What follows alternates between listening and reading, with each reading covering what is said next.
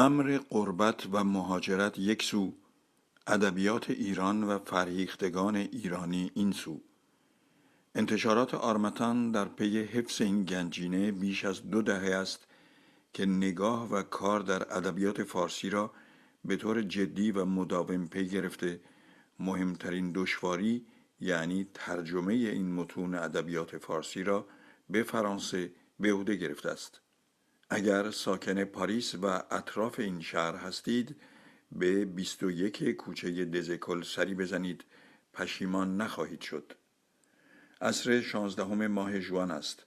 رضا افشار نادری، چهره آشنا به ادبیات فرانسه و ایران، آخرین کتابش را معرفی می کند. Bonsoir, merci pour votre présence pour cette première présentation de mon nouveau livre consacré à un mythe essentiel de la culture persane, à savoir le mythe du forgeron devenu célèbre grâce au Shahnameh, au livre des rois de Ferdowsi. تاریخچه یک افسانه و یا قصه یک افسانه. متن کامل این سخنرانی را می توانید در این نشانی ببینید و به دوستان فرانسوی و فرانسه زبانتان هدیه کنید. برگی از شناسنامه و هویت ماست. در این مراسم رضا کاشفی که خود سابقه و صدا در اجرای برنامه‌های رادیو تلویزیونی ایران دارد، نادر آقاخانی استاد تار و ایفانی نوازنده ماهر گیتار که تلفیق و همراهیشان خاطر ساز همه حاضران در این سالن شد. Il se trouve que malgré ces contributions très importantes, c'est une traduction en prose. Alors, une traduction en prose, ça rend très peu compte du génie poétique de Ferdowsi. Et j'espère avoir l'occasion, l'opportunité, un jour de faire un travail de traduction poétique des poèmes de la fameuse épopée de Ferdowsi. Alors ce soir, donc je remercie les personnes qui vont m'accompagner. À ma gauche, Reza Koshefi, qui travaille avec la télévision iranienne. Elle a une très belle voix et donc c'est vraiment la bonne personne pour lire des vers épiques de Ferdowsi. Monsieur Nader Orkhani, qui a bien voulu nous accompagner ce soir avec donc son instrument, le tor, et Ifanil, donc, qui est mon ami et mon binôme en poésie, en musique, qui va m'accompagner pour les lectures des traductions en français. Voilà. Nous allons commencer en musique et en poésie pour donner un peu le ton, un peu une mise en bouche. Et ce sera une forme d'hommage déjà en un premier temps au livre de Ferdowsi. Je voudrais aussi peut-être un petit clin d'œil. J'aime bien imaginer que ce soir l'âme de Ferdowsi plane au-dessus de nous et que ça lui ferait plaisir et frémirait de bonheur en apprenant qu'hier les Perses ont vaincu les Arabes. Alors on ne va pas dire que c'était le foot parce qu'il ne va pas comprendre qu'est-ce que c'est le foot. Et on ne dira pas non plus que c'est un joueur arabe qui a tiré dans leur propre but. Voilà. Mais bon, c'est ça de gagner, c'est déjà ça. Voilà. Alors donc, j'invite mon ami Reza Koshefi, s'il veut bien, à lire donc le premier poème, qui est l'épitaphe qui se trouve sur le tombeau de Ferdowsi en persan. Et j'en lirai la traduction en français. Ce seront mes propres traductions.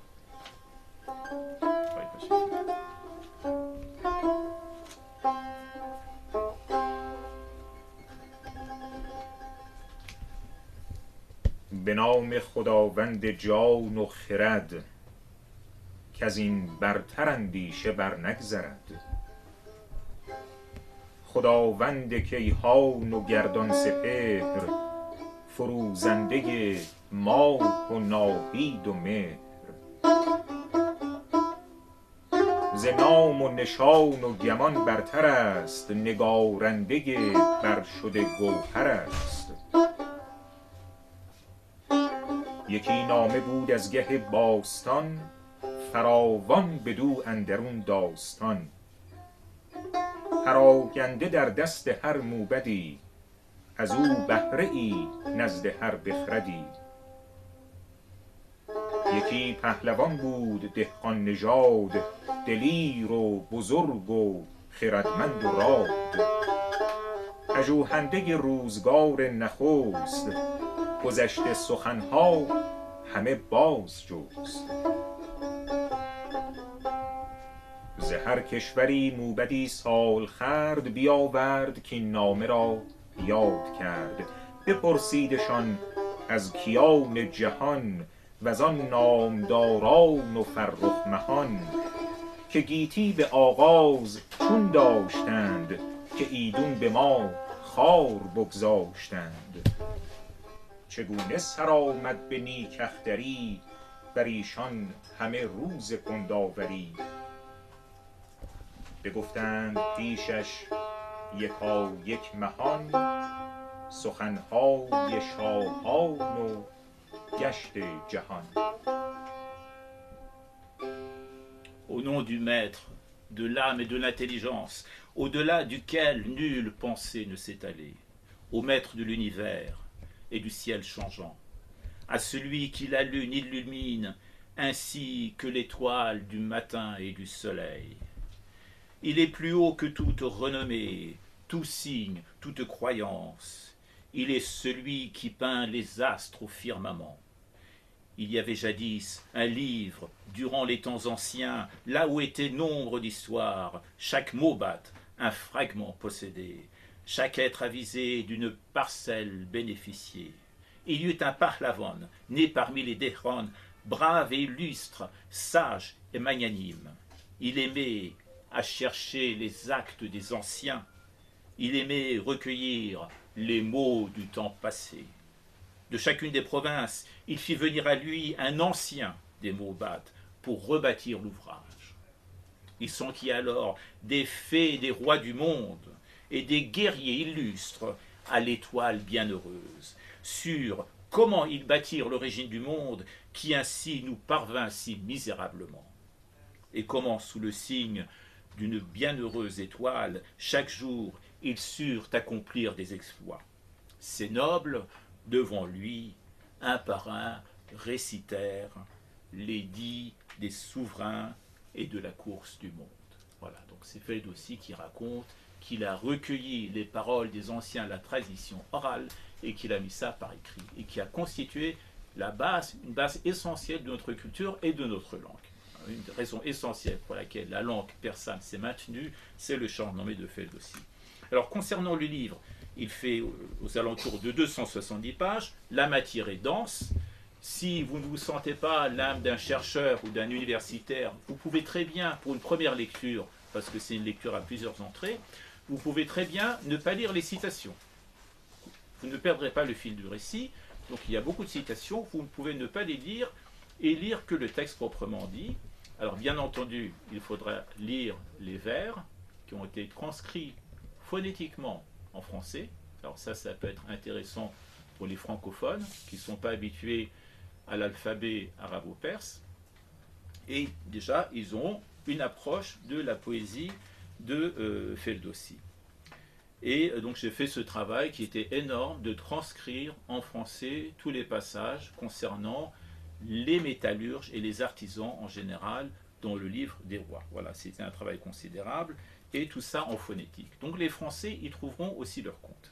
Alors la composition du livre, une première partie, c'est dédiée à la complexité de la figure de l'artisan des métaux et son rang dans les différentes sociétés. Quelle est la place de l'artisan des métaux dans les différentes sociétés? Et sa fonction dans les structures mythiques, aussi bien en Iran que dans les autres pays. La deuxième partie, c'est la présentation de toutes les occurrences du Shahnameh. Alors j'ai dû lire tout le Shahnameh pour faire ça. Et je peux vous dire que ça prend du temps. Une troisième partie, qui est le noyau principal du travail, qui est consacré au mythe de Kaveh, le forgeron, et son rôle, tout au début du Shahnameh, et la généalogie, donc le processus de création de la légende de l'étendard national, d'Alaf Shekovioni. Et pour finir, un petit chapitre où on s'interroge sur le fait de savoir si Kaveh n'était qu'un mythe, ou si son histoire reposait également sur une réalité historique. Voilà. Donc maintenant, on va entrer dans le vif du sujet et donc parler de la figure polyvalente de l'artisan des métaux, dans les temps les plus reculés de l'histoire. Alors, le forgeron ancien, le forgeron primitif, c'est quoi sa fonction? Il crée les outils, les armes et les outils. Il donne la vie, il donne la mort. Donc c'est une figure complexe. Il crée le soc et la charrue, et il crée les armes pour tuer. C'est celui qui connaît les secrets de la matière, qui sait transformer le métal. Il est situé entre le fondeur, donc celui qui arrive à sortir, à extraire le métal du minerai, et après lui, il y a l'alchimiste. Entre les deux, le forgeron, c'est celui qui donne forme au fer.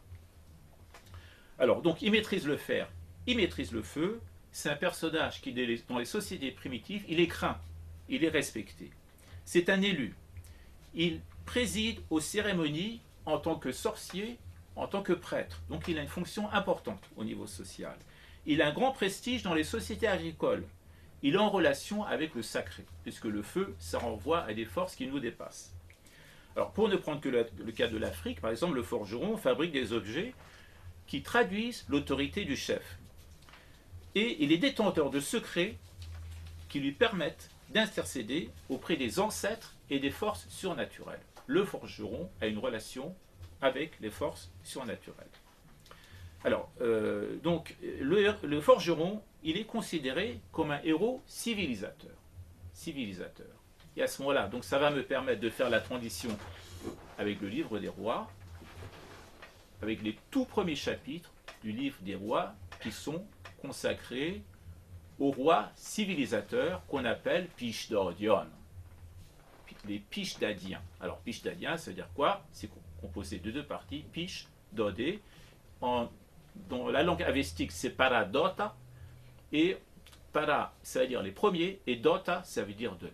Donc les premiers rois qui sont donnés à la création. Vous avez le mot Dota, qui signifie Dodé, et en français, donner. Vous savez que Big Data, par exemple, le terme Big Data, ça correspond à la collecte des données. C'est un terme qui existe encore. Donc le français, le persan, ce sont des langues d'origine indo-européenne. Alors, il faut savoir que le livre des rois est divisé en 50 règnes. 50 rois qui se succèdent. La première partie, comme je vous l'ai dit, c'est les souverains primitifs, les souverains civilisateurs, ceux qui ont tout apporté aux hommes. Le premier s'appelle Kiomas. Le dernier roi du Shahnameh, donc Yazdegerd, le troisième, c'est la dynastie des Sassanides. Alors, l'histoire des civilisateurs, c'est le début de l'histoire du monde ou de l'Iran. Dans le Shahnameh, c'est la même chose. Le monde et l'Iran, c'est la même chose, pas de différence. Alors, je vais vous les énumérer pour que vous puissiez bien réaliser l'importance de la figure du forgeron dans ce processus. Le premier roi, il s'appelle Kiomas. Gayamartan, en avestique, ça veut dire le premier créé. Il règne 30 ans. Il est le premier à pratiquer la justice et à enseigner aux hommes à s'habiller et à se nourrir. Donc, roi civilisateur. Deuxième roi, Hushang.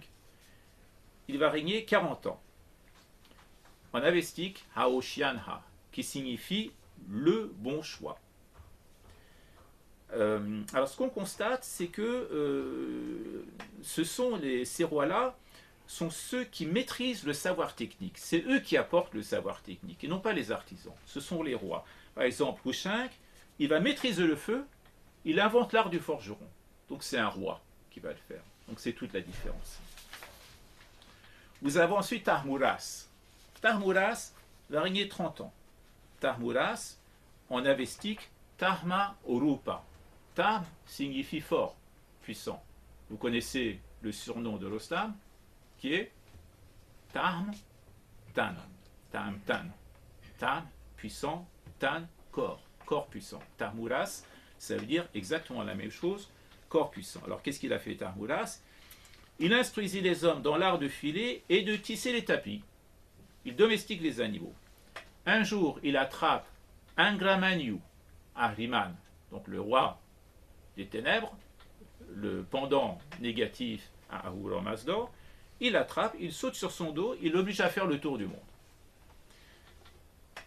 Alors qu'il est en voyage, les dives, donc les daeva, donc qui sont des créatures malfaisantes, ils se mettent à semer la destruction. Alors quand Tahmuras, il voit ça, il arrête Ahriman, il descend et il va assommer, donc il a une massue, il va réduire les 2 tiers des dives. Avec sa massue, il reste un tiers. Alors ce tiers-là va supplier Tarmoulas. Le titre de Tarmoulas, c'est Divband. Tarmoulas, c'est Divband. Ils vont supplier Tarmoulas. Il dit, si tu nous épargnes, on va te livrer un secret important. Il accepte le marché et ils lui apprennent à lire. Donc l'art de la lecture, il arrive à l'arracher aux dives. Alors vous noterez que ces rois civilisateurs, c'est par la force qu'ils obligent ces créatures de la terre, ces créatures de la matière, à leur livrer le secret. Les dives, ils sont poilus, ils ont des crocs, ils ont des griffes, je suppose qu'ils sont mauvais.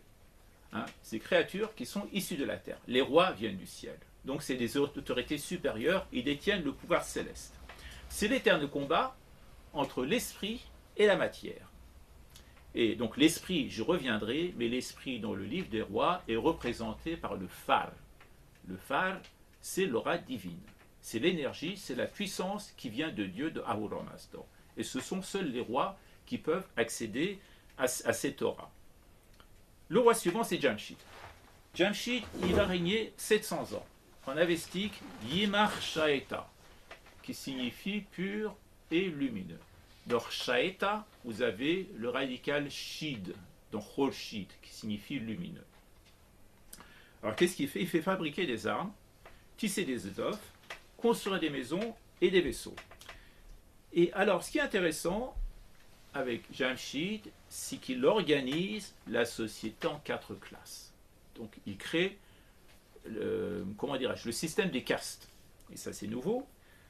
Alors, je vais vous lire le texte du Shahnameh. Il réunit ceux qui exerçaient les mêmes professions. D'abord, la caste de ceux qu'on nomme Ormusion.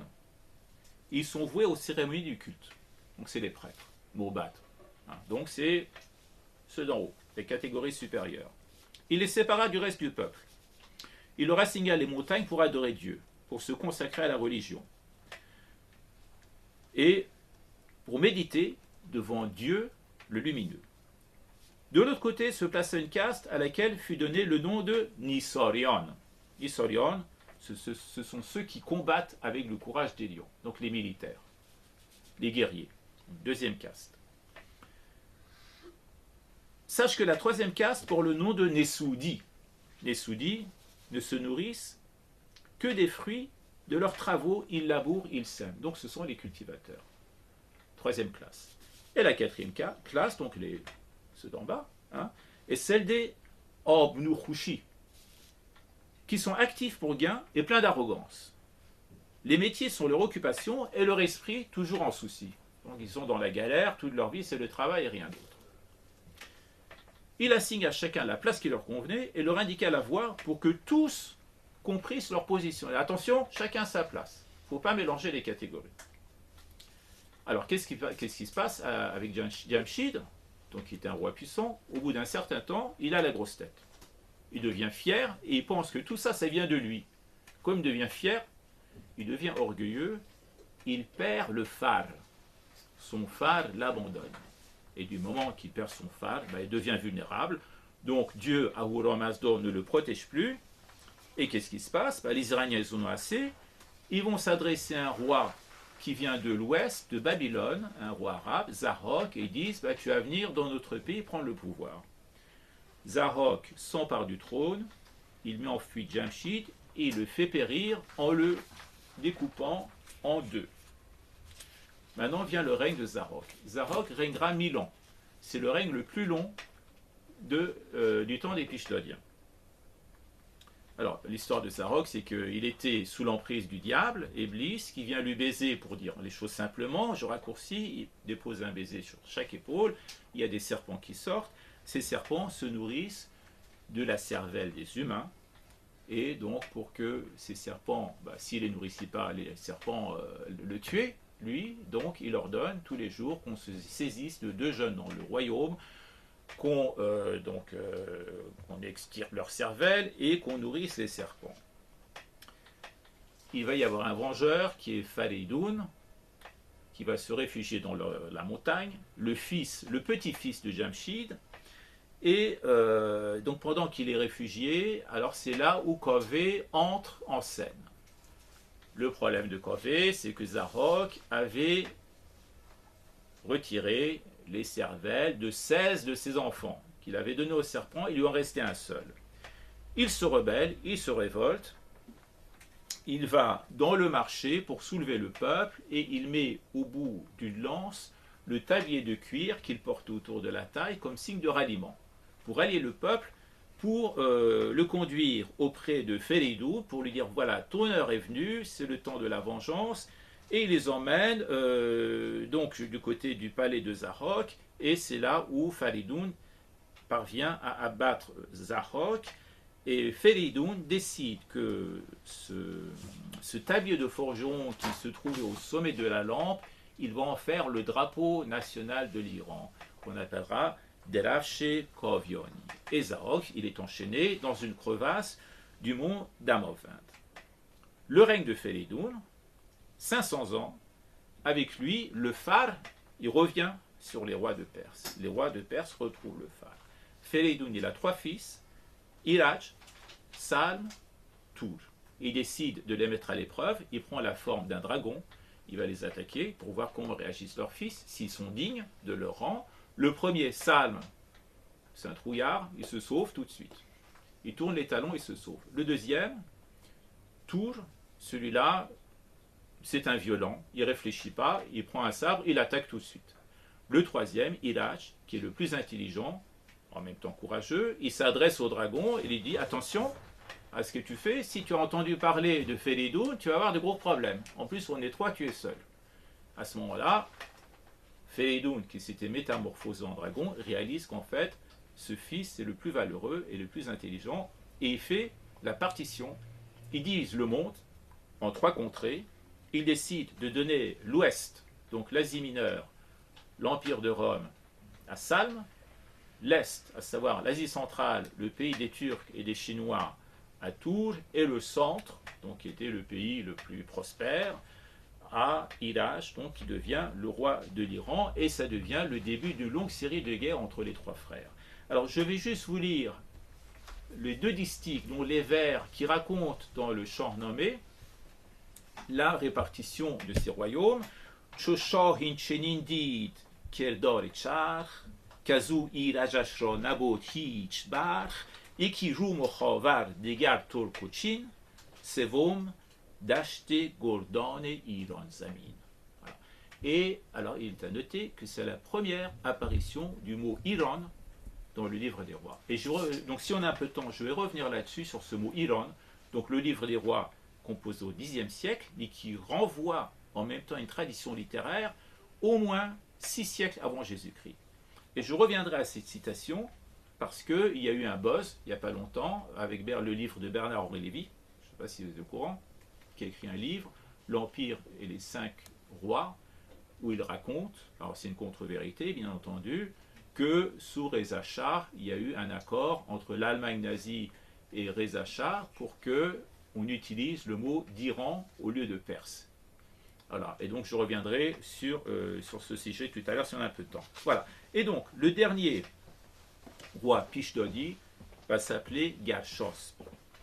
Ce sera le dernier roi de la famille des rois mythiques, des premiers civilisateurs, qui lui vengera Iraj, parce que Iraj va se faire tuer par ses frères qui donc souhaitent reprendre son royaume. Voilà. Alors je vais revenir sur la figure de Kaveh, qui est ce qui nous intéresse en premier. On apprend qu'il est à l'origine d'une insurrection populaire contre Zarok l'usurpateur. Alors, son intervention est décisive pour que Féridun reprenne le pouvoir. Mais là, on peut s'interroger, est-ce que Kaveh est à la bonne place? Est-ce que c'est son rôle? Dans l'histoire mythique, je parle toujours des structures mythiques. Et si on se base sur la méthode de la mythologie comparée, on voit que sa place n'est pas là. On voit qu'il n'a pas de rôle politique. Comme une sorte de Spartacus, si vous voulez, qui va soulever le peuple. Et j'ai fait une comparaison avec d'autres mythologies, une dizaine de cas de figure, qui sont similaires, et pour montrer quelle est la fonction du forgeron entre Féridun et Zarok, entre ces 2 figures. Et donc je vais en un premier temps planter le décor primitif, le décor naturaliste. Là je parle de peuples primitifs et leur mode d'imagination, les mythes primitifs. Dans les mythologies, dans l'imagination primitive, les peuples essaye d'interpréter avec une logique humaine des phénomènes naturels. Le soleil, la pluie, la sécheresse, l'orage, le rythme des saisons, et est un phénomène en particulier qui est interprété de cette manière, qui est l'orage. Alors, vous allez voir où je vais en venir. Alors, comment ça se passe, ce scénario? Chez les peuples primitifs, il n'y a plus sur Terre, il n'a pas plu sur Terre depuis longtemps, la sécheresse est installée, la Terre ne produit plus, la faim menace les populations, tous les regards sont tournés vers le ciel. Un jour, le ciel va s'obscurcir, il y a des nuages qui se forment, qui prennent un air menaçant, et puis on entend le tonnerre. On assiste à des phénomènes qui ont des airs de bataille, de combat dans le ciel. La foudre, les éclairs qui traversent les nuages, sombres et épais. Les éclairs qui traversent les nuages, comme une sorte de combat au niveau cosmique. Et enfin, la pluie se met à tomber pour abreuver la terre et la nourrir à nouveau. Ça, c'est la météorologie. Mais dans l'imagerie primitive, comment ça se passe? Ils imaginent qu'un monstre ophidien, en forme de serpent, c'est le nuage, donc c'est la représentation du nuage qui retient la pluie, qui crée la sécheresse. Alors pourquoi un serpent? Ou bien un dragon? Un serpent, un dragon. Alors pourquoi un serpent? Vous savez que le serpent, c'est un animal qui est maléfique. Dans la Bible, c'est le serpent qui conduit Adam à aller goûter, à faire le péché originel, à goûter l'arbre, donc le fruit de l'arbre du savoir.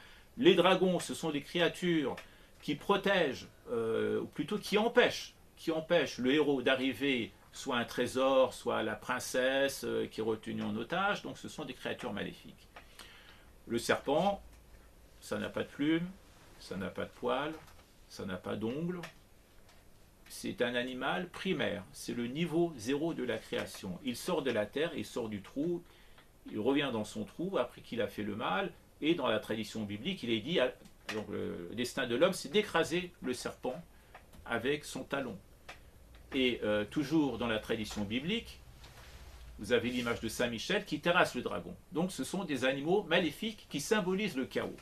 Donc cet animal est assimilé aux nuages qui retiennent la pluie, qui créent la ruine, qui crée la désolation, qui crée la sécheresse. En face, vous avez un dieu lumineux, un dieu solaire. Et une guerre va s'engager entre ces deux-là, et le dieu lumineux, le dieu solaire, va faire en sorte à anéantir le dragon et à libérer les eaux de pluie. À libérer les eaux de pluie. Entre les deux, il y a le forgeron. Ça, c'est le rôle primitif, ça, c'est le vrai rôle du forgeron, qui va forger l'arme, qui fait penser à l'éclair, à la relation avec l'éclair, qui va avoir la forme d'une massue. Et c'est avec cette massue que le dieu solaire va abattre le dragon qui retient les eaux de pluie. Ça, c'est le scénario mythique. Et donc, j'ai établi des parallèles avec d'autres mythologies. Ça, c'est donc le tableau où tout est... donc, tout part de là. Donc, le tableau qui est à la page 40, où vous avez cette mise en parallèle avec les autres mythologies. Alors, je vais vous les énumérer. Tout à coup, un cri vint du portail du roi, de celui qui tout haut réclamait la justice. On fit se rapprocher du Seigneur le plaignant, on le plaça devant l'assemblée des puissants. Le puissant monarque, d'une mine assombrie, lui dit « Nomme-nous celui qui te fit tort ». L'homme frappa sur sa tête hurlant « Ô mon Seigneur, je suis corvé au roi, je veux réparation. Je suis un forgeron sans nulle inimitié. Ô monarque, sur moi ton feu s'est déversé. Si tu es souverain dans un corps de dragon, il te faut désormais arbitrer de mon sort. Et si tu règnes ainsi sur les 7 contrées, pourquoi tant de souffrances devrais-je supporter? Tu me dois rendre compte de ce que tu as fait. Le monde ainsi en sera stupéfait. Afin que par ce conte soit enfin dévoilé ce qui de cette terre ainsi m'est advenu. Et comment tes serpents des cervelles de mes fils ont fait leur subsistance à la face de ce monde.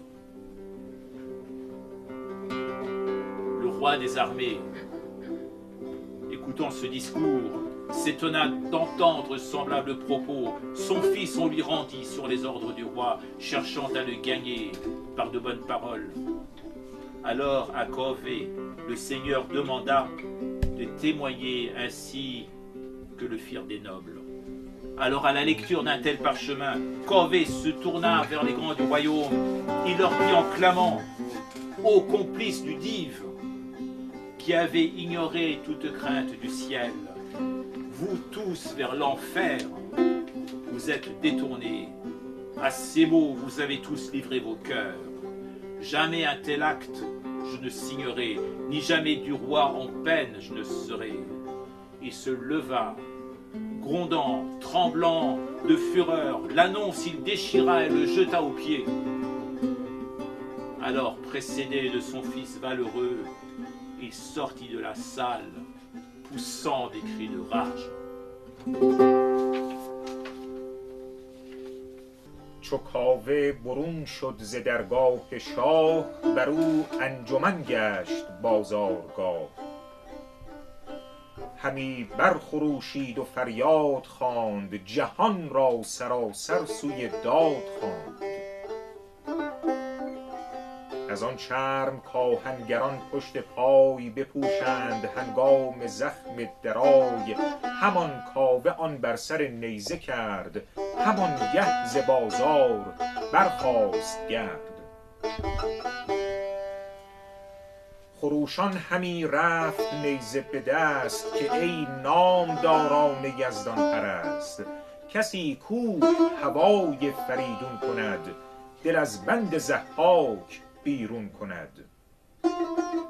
بپویید کین مهتر آهرمن است، جهان آفرین را به دل دشمن است.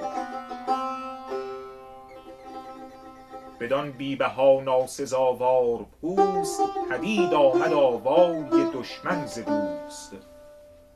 همی رفت پیش اندرون مرد گرد، جهانی بر او انجمن شد نخورد. بدانست خود کآفریدون کجاست، سر اندر کشید و همی رفت راست. بیامد به درگاه سالار نو، بدیدندش آنجا و برخاست غو.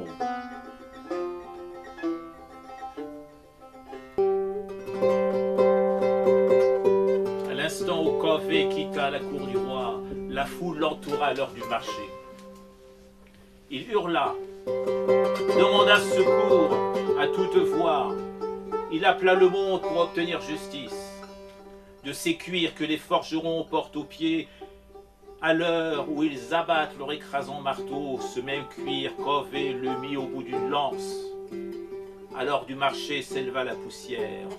Rugissant, il alla ainsi la lance au poing, criant: ô les humains illustres qui aimez Dieu, vous qui pour Falidoun avez quelque affection, qui voulez vous délier des chaînes de Zahok. Ainsi parla-t-il, votre maître est un démon, nourrissant dans son âme la haine du Créateur. Ainsi ce tablier, sans valeur et sans prix, permit de reconnaître l'allié de l'ennemi. Ainsi il avança comme un homme aguerri, tout un monde autour de lui vint s'attrouper. Il a pris de lui-même l'asile de Falidoun, tête baissée, jusqu'en ce lieu il avança. Il parvint au portail de ce nouveau seigneur, à le voir de loin, monta une clameur. بر نیزه بردید کی، به نیکی یکی اختر افکند پی. بیاراست آن را به دیبای روم، ز گوهر بر او پیکر از زر بوم. بزد بر سر خویش چون گرد ماه، یکی فال فرخ پیفکند شاه. فرو هشت از او سرخ و زرد و بنفش، همی خواندش کاویا می درفش. از آن پس هر آن کس که بگرفت گاه، به شاهی به سر برنهادی کلاه. بر آن بی بها چرم آهنگران، برآویختی نو به نو گوهران. ز دیبای پرمایه و پرنیان، بر آن گونه شد اختر کاویان. که اندر شب تیره خورشید بود، جهان را از او دل پرامید بود.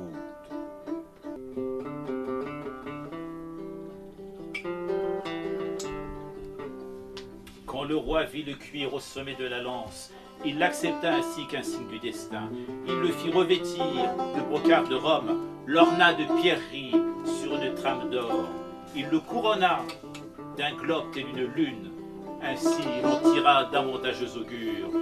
Il l'orna d'étoffes rouges et or et de pourpre, il le fit baptiser étendard des Cavies. Et depuis, tous ceux qui montèrent sur le trône, tous ceux que vint coiffer la couronne royale sur ce modeste cuir que portent les forgerons, ajustèrent sans cesse de tout nouveaux joyaux. Depuis les riches brocarts aux soieries décorées, ils en firent l'étendard éclatant des Cavies,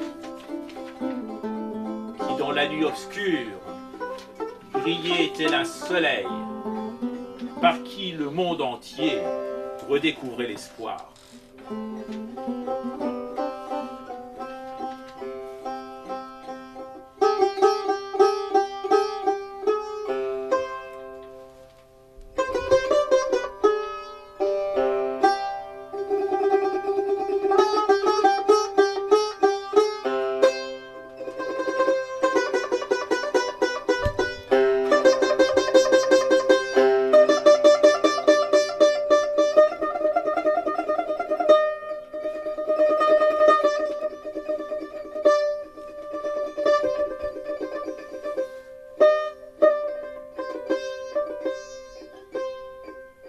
فریدون سبک ساز رفتن گرفت، سخن را ز هر کس نهفتن گرفت.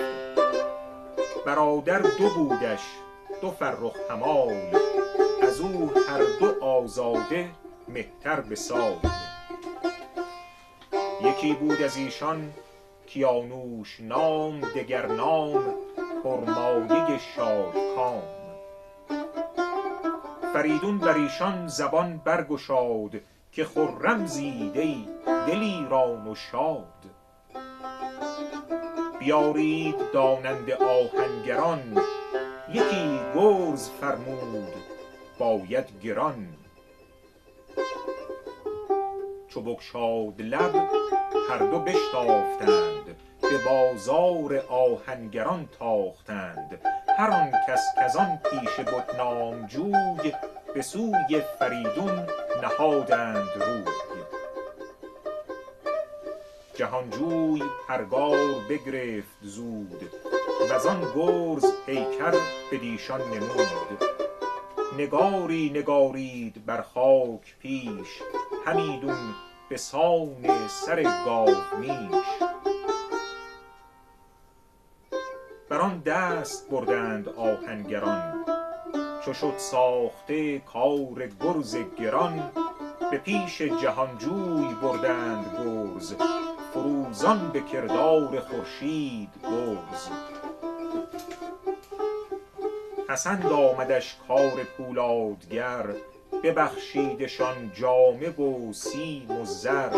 بسی کردشان نیز فرخ امید، بسی دادشان مهتری را نوید.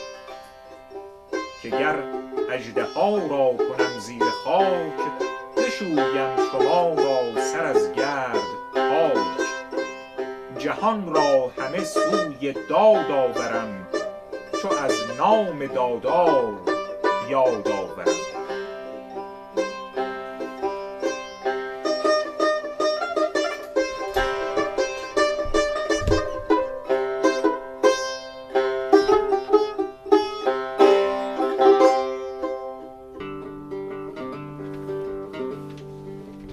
Faridoun se mit en marche prestement, maintenant son propos caché face à quiconque. Il avait deux frères, deux nobles compagnons. Ces deux êtres affranchis le dépassaient en âge. L'un des deux portait comme nom Kiarouche, le second se nommait Pormoyer le Prospère. Faridoun s'ouvrit à eux par son propos. Longue vie à vous, dit-il, brave et bienheureux. Faites venir à moi d'habiles forgerons, afin de me forger une lourde massue. À peine eut-il parlé, les deux se dépêchèrent, allèrent sans tarder au bazar des forgerons. De ceux-ci, tous ceux en quête de renommée, aussitôt se rendirent auprès de Falidou. Le conquérant alors s'empara d'un compas par lequel il traça la forme d'une massue. Sur la terre à ses pieds forma un dessin, celui d'une tête, semblable à celle d'un buffle.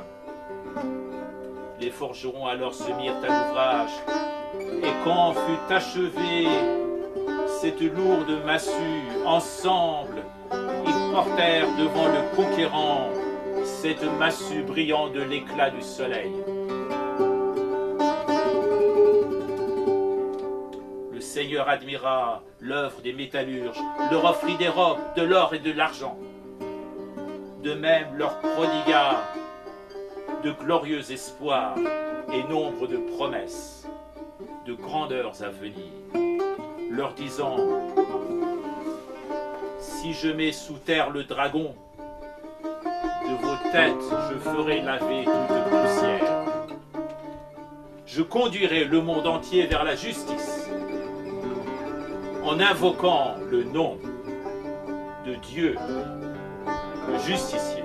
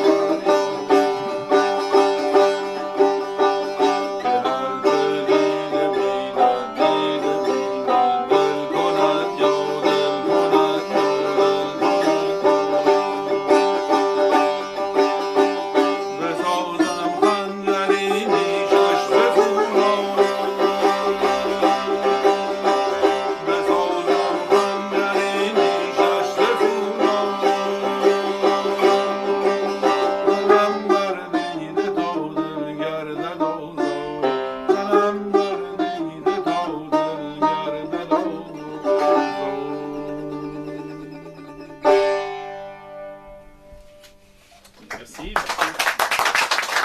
merci beaucoup pour votre... Merci aux artistes, merci à Résor.